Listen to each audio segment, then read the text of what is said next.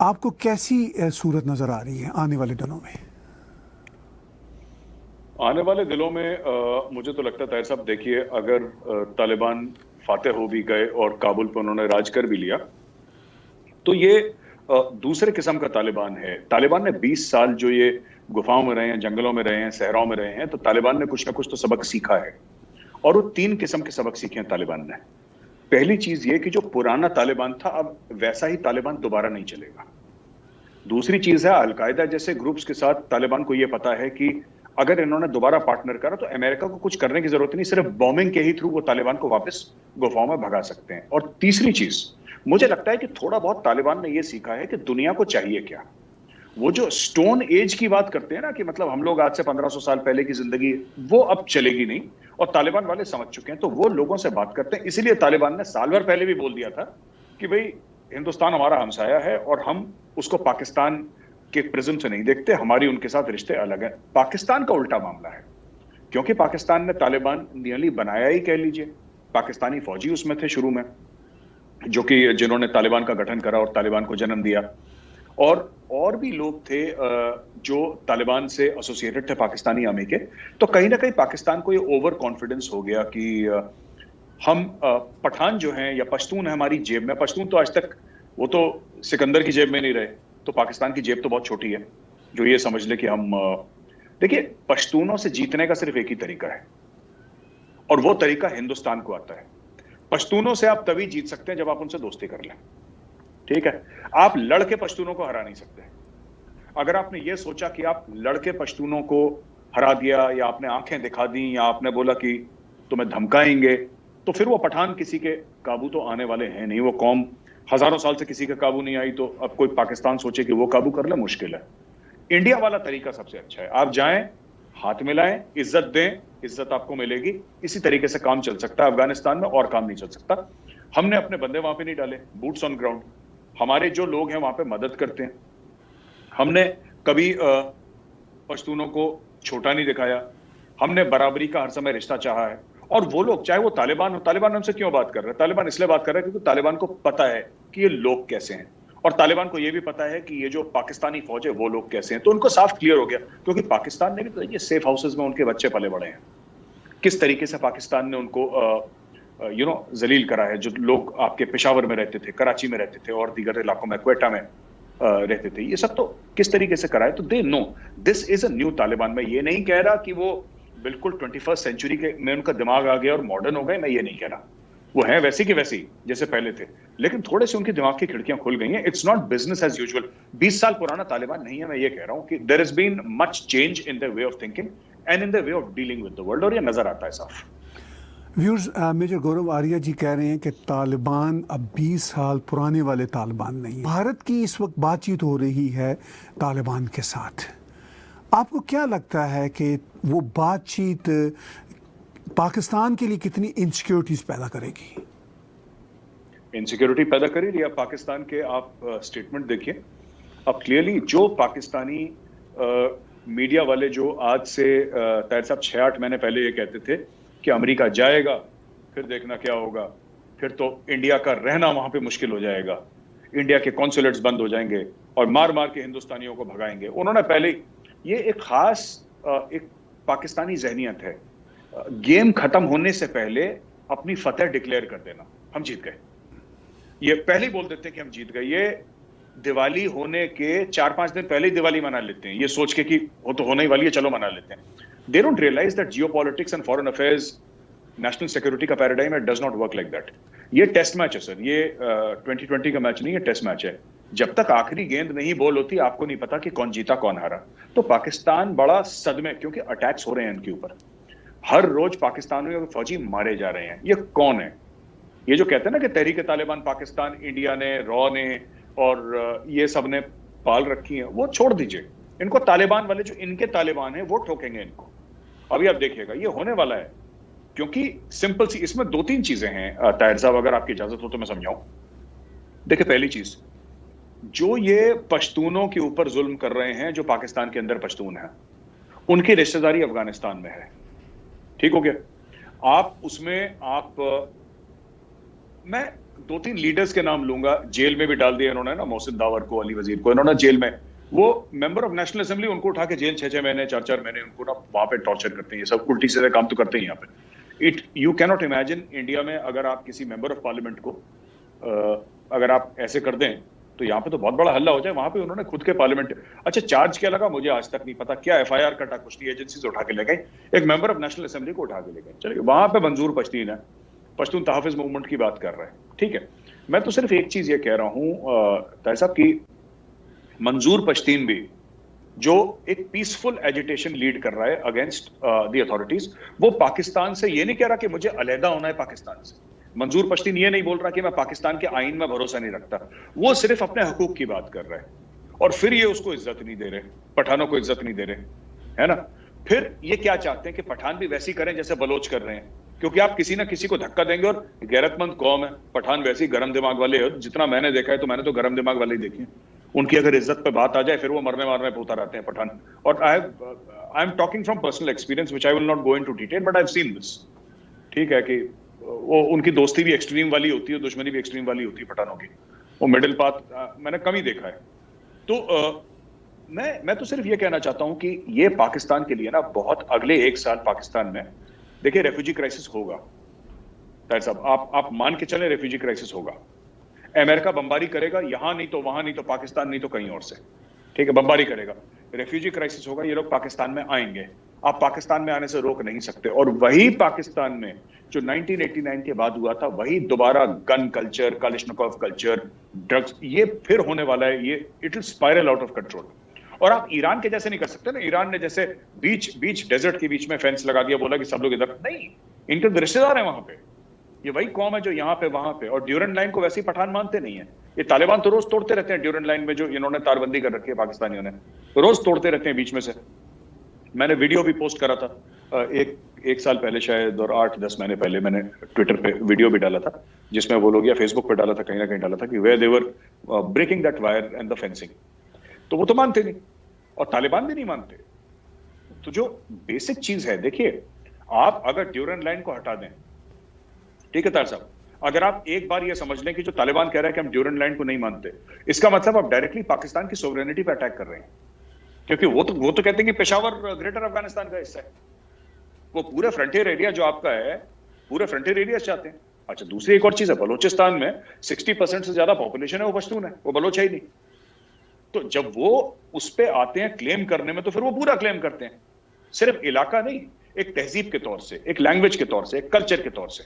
So these are basically Pashtun areas, है ना, जिसपे पाकिस्तान अब बैठा हुआ है काबिज होकर, ठीक है, कोई बात नहीं, बैठा हुआ है। लेकिन अगर ये सोचते हैं कि तालिबान को ये कठपुतली की तरह नचा लेंगे और तालिबान को बोलेंगे कि उठो तो उठ जाएगा तालिबान और बैठो तो बैठ जाएगा, अब वो तालिबान नहीं है। They are going to hit back and they have already warned Pakistan, वो बेसिस के बारे में उन्होंने धमकी दे दी है ना। ये पाकिस्तान के अंदर नाश कर देंगे पूरा पाकिस्तान का तालिबान वाले, अगर पाकिस्तान अपनी हरकतों से बाज नहीं आया तो। अभी रिसेंटली पाकिस्तान ने कहा कि लाहौर में हाफिज सईद के घर के पास जो बम ब्लास्ट हुआ था, उसके पीछे भारत है। ये प्राइम मिनिस्टर भी कह रहे हैं, पाकिस्तान की एस्टैब्लिशमेंट भी कह रही है। तो कैसे आप इस एलिगेशन को लेते हैं? ताहिर साहब, जब भी पाकिस्तान ये कहता है ना कि हमने डॉजियर दिए पर भारत का मार्केट इतना बड़ा है कि कोई हमारी बात नहीं मानता, ये ना अपने आप से झूठ बोलते हैं, अपनी कौम को झूठ बोलते हैं। देखिए, जब डॉजियर हमने दिया था, हमारे डॉजियर के बाद पाकिस्तान चला गया FATF में, ठीक है सर, और वहां पे ग्रे लिस्ट में रखा गया पाकिस्तान को, और इतनी बुरी तरीके से ग्रे लिस्ट में है पाकिस्तान की, पाकिस्तान जब ब्लैक लिस्ट में नहीं जाता तो वो लोग ना फिर भंगड़े डालते हैं सड़क पे कि यार ये तो विक्ट्री हो गई, देखो हम ग्रे लिस्ट में नहीं गए, हम तो ब्लैक में नहीं गए, हम ग्रे में ही हैं। कहने की बात यह है कि साहब ये झूठ बोल रहे हैं। क्यों करवाएगा इंडिया ब्लास्ट? क्यों करवाएगा? वहां पे पाकिस्तानियों ने पहले बोला गैस पाइपलाइन का ब्लास्ट है, खुद ही इन लोगों ने बोला, इनके पुलिस का बयान है ऑन रिकॉर्ड कि गैस पाइपलाइन का ब्लास्ट है। फिर इनको ध्यान आया कि अगर गैस पाइपलाइन फटी तो एक काम करते हैं, चलो भारत को ब्लेम कर देते हैं, इन्होंने ब्लेम कर दिया। पर ये लोग प्रूफ कभी नहीं देते। ये लोग, पता है ताहिर साहब कैसी बात करते हैं, आपको शौक लगेगा, मैं इनके मीडिया में देखता हूं और इनके जनरल्स को बात करते हुए, पता नहीं क्या लो IQ है या दिमाग नहीं है, मुझे नहीं पता क्या, मुझे कहना नहीं चाहिए, बड़े सख्त अल्फाज हैं, लेकिन मुझे लगता है कि कुछ है कमी कहीं पे। और मैं बताता हूं, जैसे हमने जब बॉम्बे पे जो 26/11 हुआ था, जब हमने प्रूफ दी थी, या हम कभी प्रूफ देते हैं पाकिस्तान में जो टेररिस्ट कैंप्स हैं, हम सर ग्रिड रेफरेंसेस जो होता है ना, लैटिट्यूड लॉन्गिट्यूड, जो ग्रिड रेफरेंसेस होते हैं, ग्रिड रेफरेंसेस के साथ, बंदे के नाम के साथ, राइट, उसका ये मोबाइल नंबर है, उसका ये उसका बैंक अकाउंट नंबर है, वो इस घर में रहता है, इस घर के अंदर जाके देखिए, हमारी ये इंटेलिजेंस है। हमें पूरा डॉजियर बना के देते हैं, उसमें मोबाइल फोन की रिकॉर्डिंग, राइट, जैसे कि मोबाइल फोन की रिकॉर्डिंग जो एक बार आपको याद होगा, मुशर्रफ और उसके एक जनरल के बीच में बात हो रही थी। मुशर्रफ शायद he was in I think he was in Beijing और सम अदर प्लेस, कहीं फॉरेन कंट्री में थे वो, जब इंडिया ने रिलीज करी थी वो मुशर्रफ की रिकॉर्डिंग, राइट।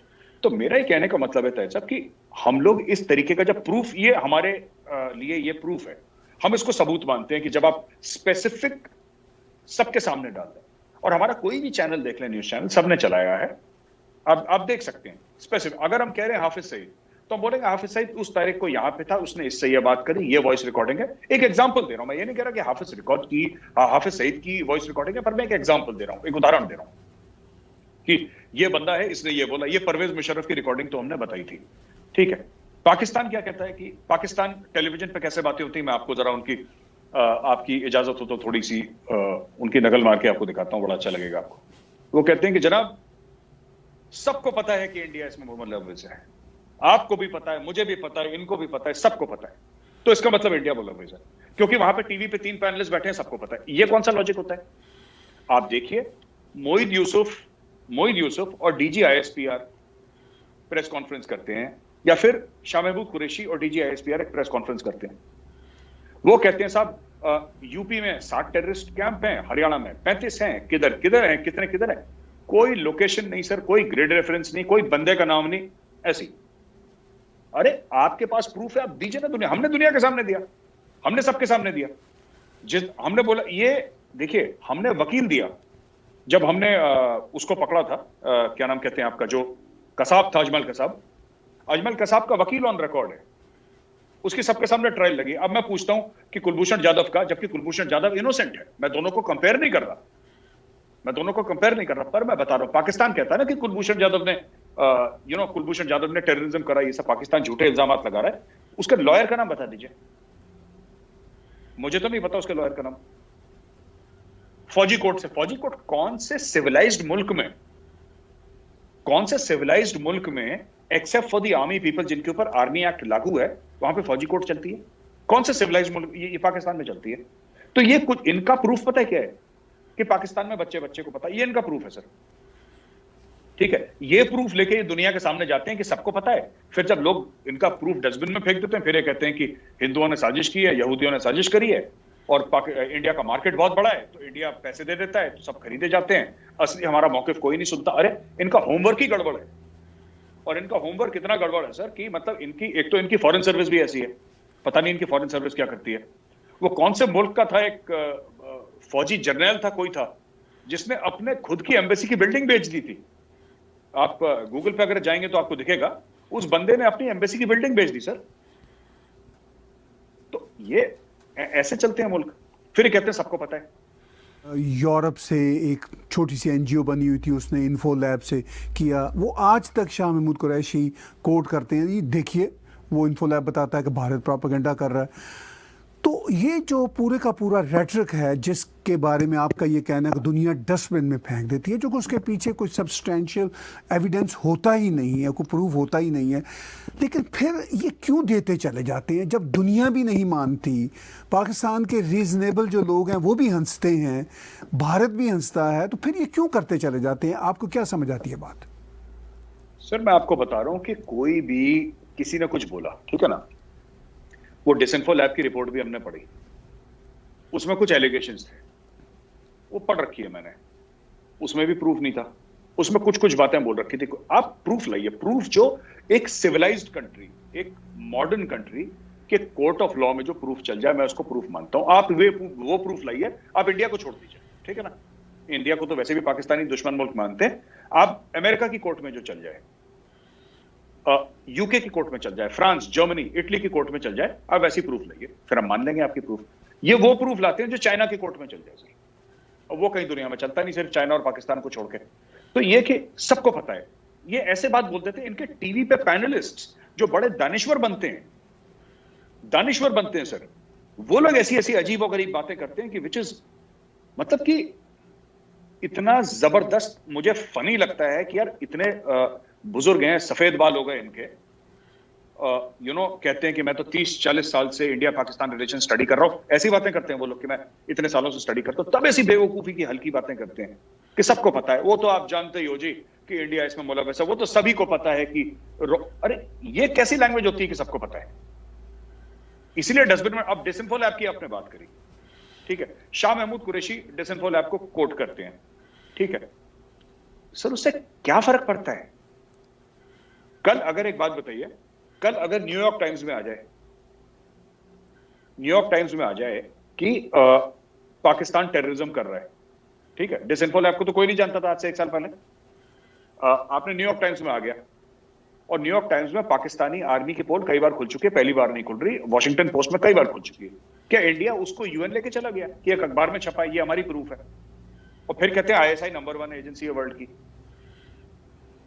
ये कैसी नंबर 1 है सर? ये नंबर 2 है पूरी। नंबर 2 का मतलब आप भी समझ रहे हैं कि सब कॉन्टिनेंट में नंबर 2 किसको कहते हैं। ये नंबर 2 है सर, ये नंबर 1 नहीं है। ये पाकिस्तान के प्राइम मिनिस्टर इमरान खान ने रिसेंटली चाइना के कम्युनिज्म को बहुत प्रेज़ किया। इससे पहले वो रियासत मदीना को बहुत प्रेज़ करते थे, उनका ख्याल था कि रियासत मदीना सबसे उम्दा है। जब वो प्राइम मिनिस्टर नहीं थे तो तब वो स्कैंडिनेवियन कंट्रीज़ की तरह जो वेलफेयर निज़ाम है वो लाना चाहते थे। अब वो चाइनीज़ कम्युनिज्म के साथ हैं, चाइना से कोई पैसे भी नहीं मिल रहे। तो ये सारा जो भंबल भूसा है, ये आप इसको कैसे देखते हैं जियो पॉलिटिक्स के कॉन्टेक्स्ट में? ताहिर साहब, ये जो चाइना के निजाम पे पहुंचे हैं ना, ये था सऊदी अरेबिया से, मदीना से होते हुए, ये डायरेक्टली चाइना नहीं पहुंचे। ये via Iran, via Malaysia, via तुर्की, बीच में इन्होंने एर्तुगरुल गाजी भी देखा सर। ये सब कुछ टीवी सीरियल देखते देखते अब ये चाइना पहुंचे कि China has provided a viable alternative to western democracy. ये भाई साहब कह रहे हैं इमरान खान, ठीक है, कि ये viable alternative to western democracy. देखिए, इससे 2 चीजें नजर आती हैं। वो जो रियासत मदीना बात, वो तो फ्रॉड आदमी है इमरान, लेकिन ताहिर साहब आपको एक बात समझनी पड़ेगी। ये दिखाता है कि इमरान खान की सोच क्या है। He has dictatorial tendencies. Imran Khan की डिक्टेटोरियल टेंडेंसीज हैं, वरना चाइना को कोई अच्छा बोल नहीं सकता। ठीक है, चाइना की इकोनॉमी जबरदस्त है, कोई डाउट नहीं कर रहा। चाइना दुनिया का मैन्युफैक्चरिंग हब है, कोई डाउट नहीं कर रहा। चाइना एक इकोनॉमिक सुपर पावर है, कोई डाउट नहीं कर रहा। चाइना का दुनिया भर में रसूख है, दुनिया भर में चाइना की रीच है, कोई डाउट नहीं कर रहा, कर भी नहीं सकता। वो जमीन पे दिख रहा है, we can not doubt it.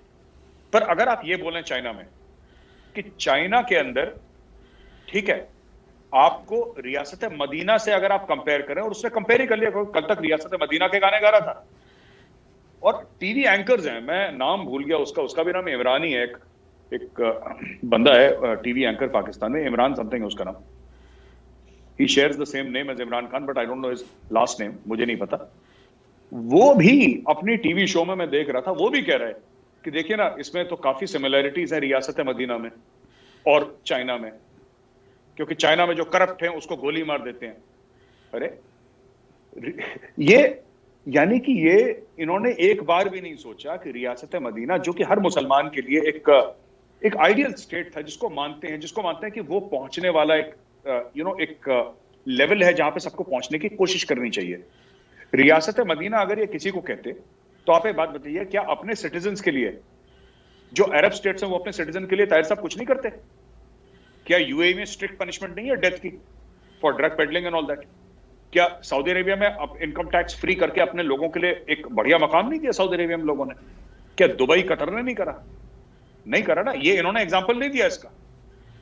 ये जो टीवी एंकर हैं या फिर पाकिस्तान के प्राइम मिनिस्टर हैं, ये दुबई और अरब्स का एग्जाम्पल नहीं देंगे। अरब्स ने क्या करा है सर? इतना तेल निकला कि लोगों का इनकम टैक्स माफ कर दिया, लोगों के हेल्थ इंश्योरेंसेज निकाल दिया फ्री ऑफ कॉस्ट, सब लोगों को बोला कि तुम्हें इतना पैसा मिलेगा, इतनी पेंशन मिलेगी, कितने वेलफेयर स्कीम्स करें अपने तेल के पैसे से लोगों के लिए। ठीक है, वहां पे डेमोक्रेसी नहीं है, लेकिन उन्होंने बात वहां की नहीं करी, उन्होंने चाइना की बात करी, क्योंकि अरब अब इनको मुंह नहीं लगाते, मुंह तो कह रहे हैं इनको चाइना भी नहीं लगाता, बट ये अब चाइना की बात करें तो ये दिस इज ऑल फ्रॉड। जहां से पैसा मिल जाए, कल इनको अगर मुकेश अंबानी दे दे 10-15 बिलियन डॉलर, और मैं मुकेश भाई से रिक्वेस्ट करूंगा कि सर इनके कुछ दे दो पैसे, तो ये बोलेंगे कि इंडिया जो है, इंडिया में ही रियासत मदीना है, यही है असली चीज, इसके अलावा कुछ नहीं है। जिसने पैसे इनके जेब में डाल दिए उसके गुण गाने लगेंगे ये लोग। यानी बात यह है कि रियासत मदीना का उस वक्त ये ज़्यादा जिक्र करते थे जब इनको अरबों से पैसे मिलने की तोक़ो थी। जब वो ख़त्म हो गई तो उन्होंने कहा कि अब मैं मदीना से बीजिंग की तरफ रुख करता हूँ। वो वैसे पहले भी कई बार नाकाम हो चुकी है इनकी बीजिंग से पैसे लेने की कोशिश भी, लेकिन बहरहाल अब चूँकि कहीं और से पैसे नहीं मिल रहे तो क्या करें। वेस्टर्न वर्ल्ड का नाम लेते थे, वेस्ट के वेलफेयर स्टेट होगी कि शायद वहाँ से मिल जाएंगे पैसे। अब वेस्टर्न वर्ल्ड के ही जो सबसे बड़े कंट्री अमेरिका हैं, उन्होंने पाकिस्तान को जो अपनी एक रिक्रूटर जो होता है ना, चाइल्ड रिक्रूटर लिस्ट, बड़ी ख़तरनाक वो सिचुएशन है, उसमें शामिल कर दिया है। उसका मतलब ये है कि अगर पाकिस्तान की जो इक्विपमेंट है जो वहाँ से आई है उसकी अपग्रेडिंग भी नहीं हो सकती और मज़ीद वहाँ से इक्विपमेंट भी नहीं ले सकते। और वो देखिए गौरव भाई, उस फहरिस्त में कौन कौन कंट्री हैं, Mali, South Sudan, Somalia, Iraq, Syria, यानी टोटली जो बेचारे मेस्ड अप और फेल्ड स्टेट्स हैं ऑलमोस्ट, वो उसमें हैं। पाकिस्तान भी उस फहरिस्त में आ गया और इवन टर्की भी अर्दोगान की वजह से उस फहरिस्त में आ गया। कैसे देखेंगे इस सिचुएशन को? Isn't a tough time for Pakistani establishment? मुझे तो ताहिर साहब हंसी आती है। और मुझे हंसी क्यों आती है? कोई भी पाकिस्तानी एंकर ने, मैंने इसके ऊपर 7-8-10 डिबेट देखी होंगी पाकिस्तानी टीवी में, मैं रोज 1-2 तो देखता ही हूँ। और ताहिर साहब, मैंने आज तक एक ऐसी डिबेट नहीं देखी जिसमें प्रूफ के साथ किसी भी पाकिस्तानी एंकर ने यह बोला हो कि साहब हमें लिस्ट में डालना इसलिए गलत है क्योंकि हमने कोई गलत काम नहीं करा, 1 2 3 4 5 ये हमारा प्रूफ है और यूएस प्रूफ करे कि हम लोगों ने चाइल्ड सोल्जर्स को डाला है। कोई मना नहीं कर रहा कि हमने चाइल्ड सोल्जर्स को नहीं बनाया है या हम 18 साल से कम उम्र के बच्चों को नहीं इस्तेमाल करते, कोई ऐसा नहीं कह रहा। ये कह रहे हैं कि हमारी बाह मरोड़ने की वो है क्योंकि FATF से ये नहीं हो रहा और हमें बेसिस चाहिए। ये फिर गलत डायरेक्शन में जा रहे हैं। ये कभी सही सवाल का पाकिस्तानी जवाब नहीं देते ताहिर साहब। इनको सही सवाल का जवाब देना चाहिए। अगर अमेरिका कहता है कि आपने चाइल्ड सोल्जर्स में डाला है, आप अमेरिका को जवाब लिख के दीजिए कि please provide us with the proof. आप अगर कह रहे हैं कि पाकिस्तान ने गलत करा है तो आप हमें लिख के भेजें कि कहां करा है, और आप पॉइंट आउट करें, हवा में बातें ना करें। आप बताएं हमने क्या करा है। बताइए कौन सी रेजिमेंट है हमारी, कौन सी पुलिस फोर्स है, कौन से ऐसा पैरामिलिट्री फोर्स है या कौन सी हमारी जो भी XYZ इनकी एजेंसी है जिसमें 18 साल से कम के बच्चे काम करते हैं, डायरेक्टली या इनडायरेक्टली, डायरेक्टली भी और इनडायरेक्टली भी। आप बताइए, ये बात नहीं कर रहे वो। हमारे खिलाफ साजिश है, हिंदुओं ने साजिश कर दी है। एक तो साजिश का ये चूरन बेचते रहते हैं, दूसरी चीज ये है कि किसी तरीके से लोग चाहते हैं कि एयरबेस मिल जाए, इसलिए जी अमेरिका हमारे खिलाफ साजिशें कर रहा है। अरे you come to the point. America साजिश कर रहा है तो कर रहा है, आप मारो गोली साजिश को। आप तो टू द पॉइंट बात करो ना। आप एक लिस्ट बनाओ और अमेरिका से बोलो कि हमने कहां करा है। आप नाम बताइए उस एजेंसी का। आप ऐसे 10 बच्चों के नाम बताइए जो हमने इस्तेमाल करें। आपके पास इतना बड़ा प्रूफ है, अमेरिका है, $700 बिलियन का आपका डिफेंस का बजट है। CIA आपके पास है जिसका अलग hundreds of billions of dollars का बजट है। आपके पास FBI है, आपके पास होमलैंड सिक्योरिटी है, आपके पास सैटेलाइट्स हैं, ग्लोबल नेटवर्क है। आप 10, 15, 20, 100 बच्चों का नाम तो बताइए कि ये बच्चे हैं, ये आप लोगों ने ये इधर आप लोगों ने पाकिस्तानियों ने, वो बात नहीं कर रहे जिस साजिशें हो गई हमारे खिलाफ। सब साजिश कर, बस यही है। और सबको पता है कि दुनिया हमारे खिलाफ साजिश करती है। बस ये इनका आखिरी आर्ग्यूमेंट जो है, इनका जो जिसको कहते हैं ना ब्रह्मास्त्र जो होता है, the biggest nuclear weapon that Pakistani TV anchors have और पाकिस्तानी इंटेलेक्चुअल्स हैव की, जी ये तो सभी को पता है। मतलब ये उन्होंने एक बार ये बाण छोड़ दिया सर, ये तीर मार दिया उन्होंने कि सभी को पता है, उसके बाद कोई सवाल जवाब नहीं पूछेगा कि सभी को पता है।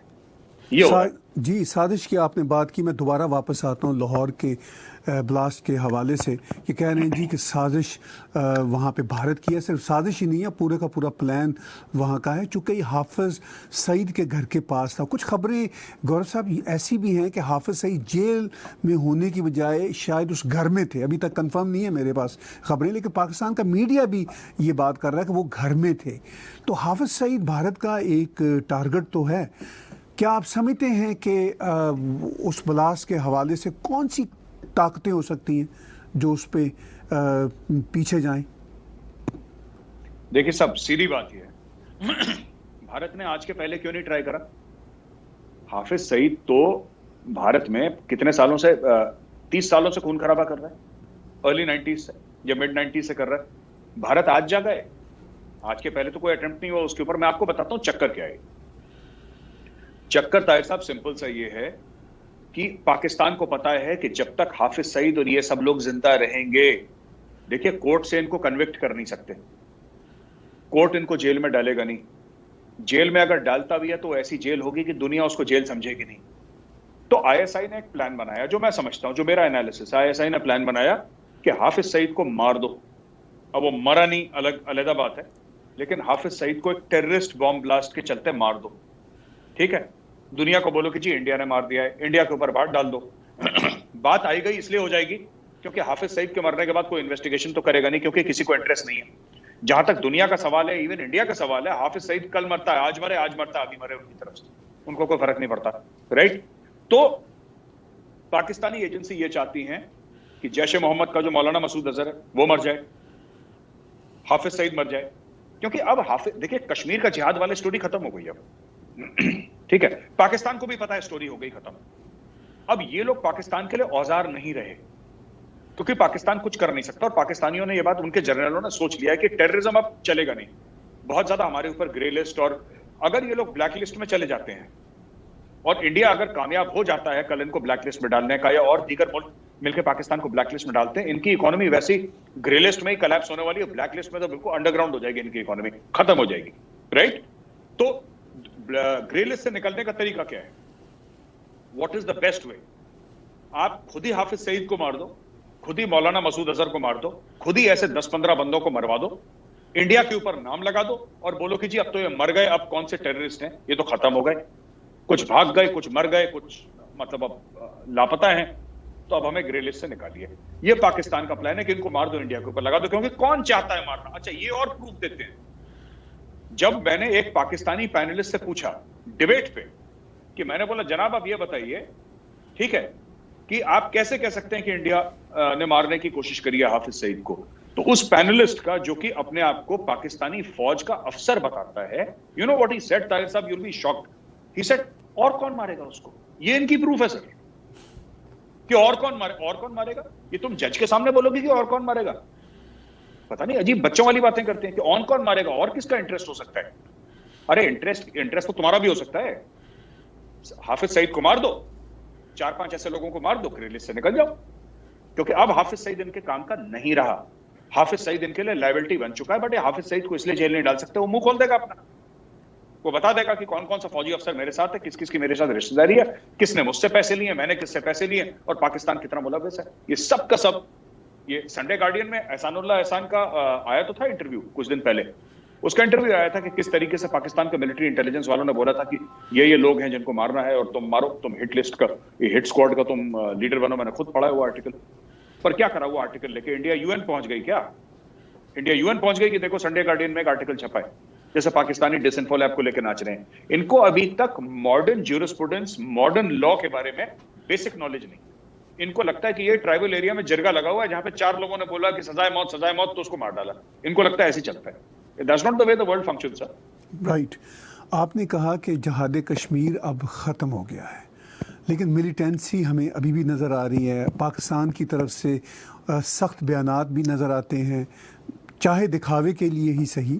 अंदर बेशक डिप्लोमेटिक जो बैकडोर डिप्लोमेसी जिसको कहते हैं, वो बातचीत भारत के साथ भी रहती है, लेकिन वाकई आप समझते हैं कि जहाद कश्मीर जो पाकिस्तान की तरफ से था वो अब ऑलमोस्ट फिनिश है?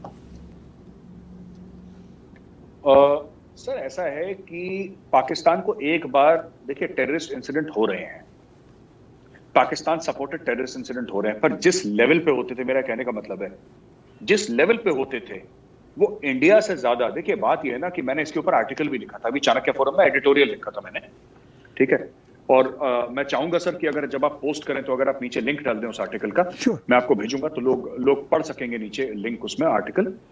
वो आर्टिकल ये है कि why Pakistan Kashmir obsession is good for India.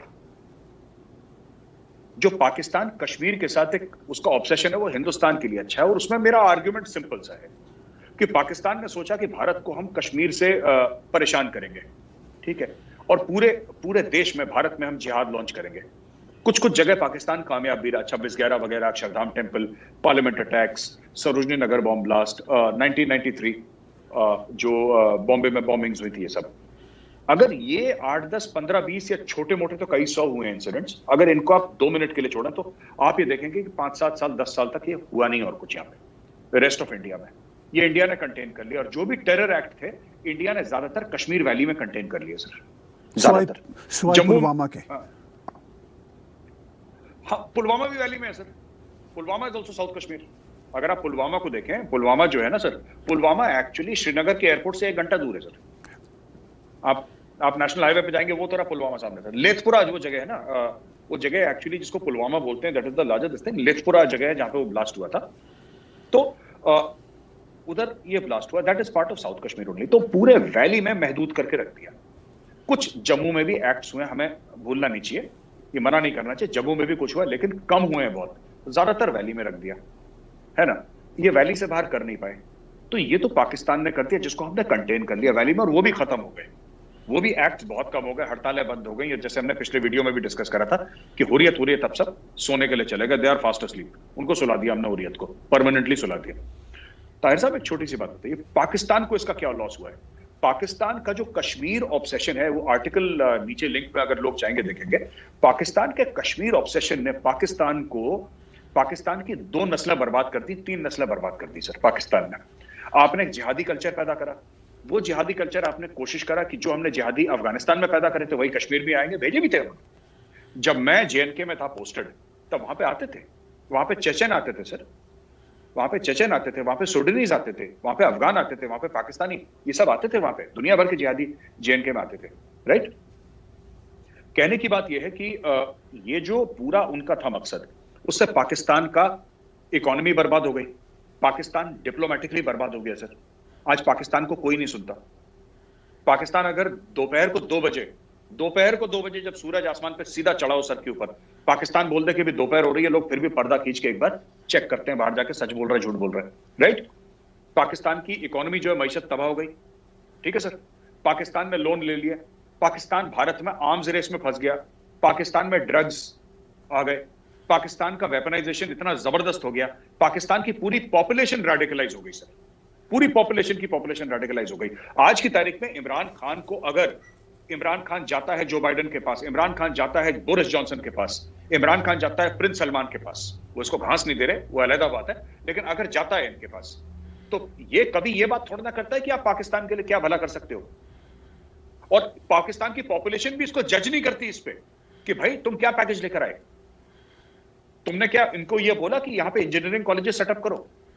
क्या तुमने जो बाइडेन से ये बात करने की कोशिश करी कि प्रेसिडेंट साहब आप एक काम करिए, पाकिस्तान में टॉप मैनेजमेंट के इंस्टीट्यूट सेटअप करिए? क्या बोलेंगे प्रिंस सलमान को कि आपने डिसैलिनेशन की टेक्नोलॉजी आपने पाकिस्तान को क्यों नहीं दी? बलूचिस्तान में और सिंध में जहां पे पानी की किल्लत है, टैंकर माफिया है कराची में, वहां पे समुद्र से खारे पानी को मीठा पानी बनाकर हम लोगों तक पहुंचा दें। पाकिस्तान में सर ऐसा एक अस्पताल नहीं है जो ग्लोबल स्टैंडर्ड का हो, जहां पे लिवर ट्रांसप्लांट ढंग से हो जाए। करते हैं, पेशेंट मर जाता है, इसलिए सबके सब इंडिया आते हैं वीजा लेके।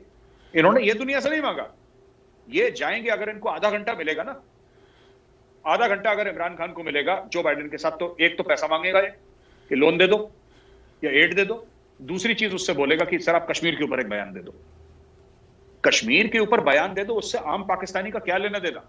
कश्मीर गया खड्डे में, तुम्हें क्या लेना देना? तुम अपने मुल्क का देखो, तुम्हारे घर का हो नहीं रहा ठीक, तुम दूसरे के घर में झांक रहे हो 73 साल से 74 साल से, ठीक है, वहां पे तुमने आग लगा दी, फिर भी तुम्हारा नहीं हुआ।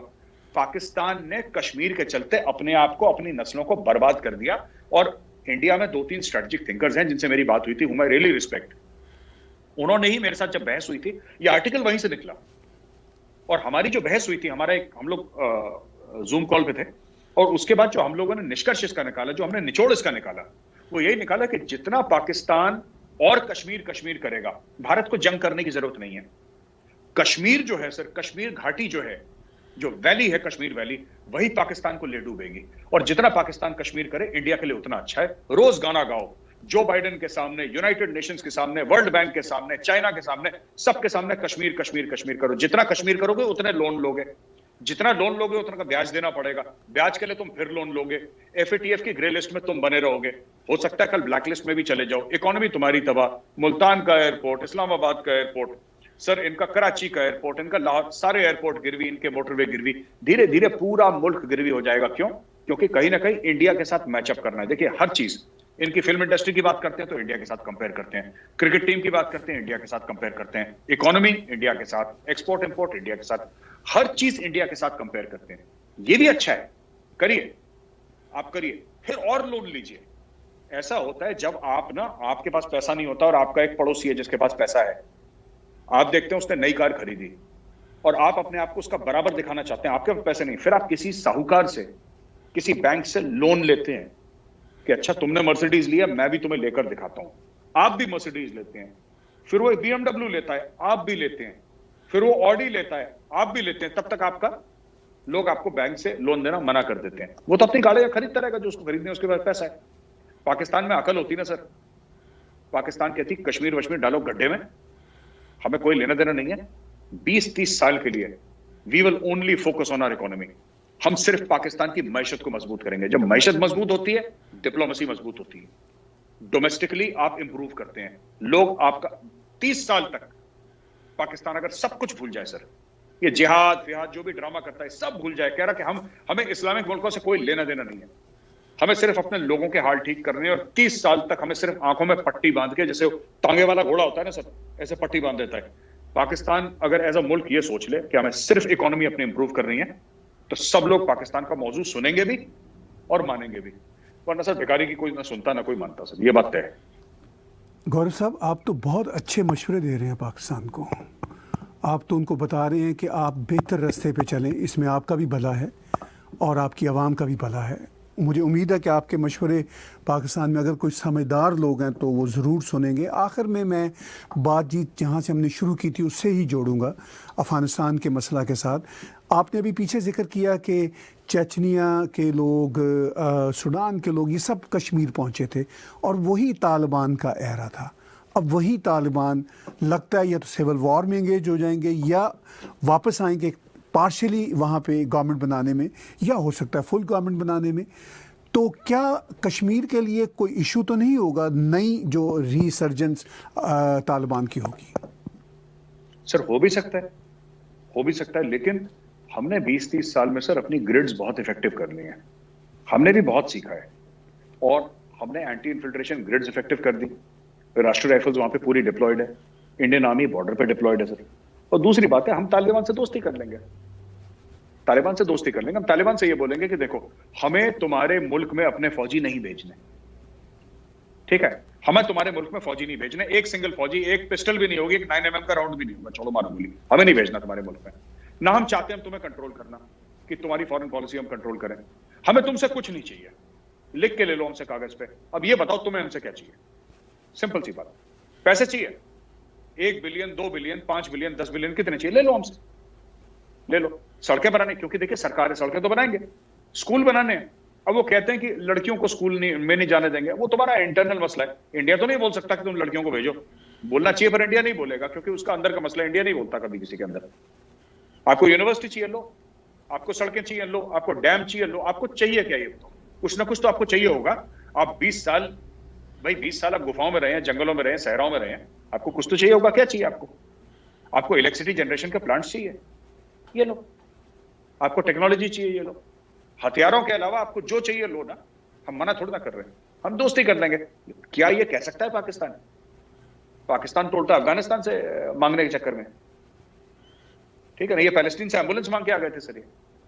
तो बात ये है कि ये किसी को, everybody needs money to run the country, और हम अफगानियों को अपने से छोटा नहीं समझते, ना हम अफगानियों को कंट्रोल करना चाहते हैं।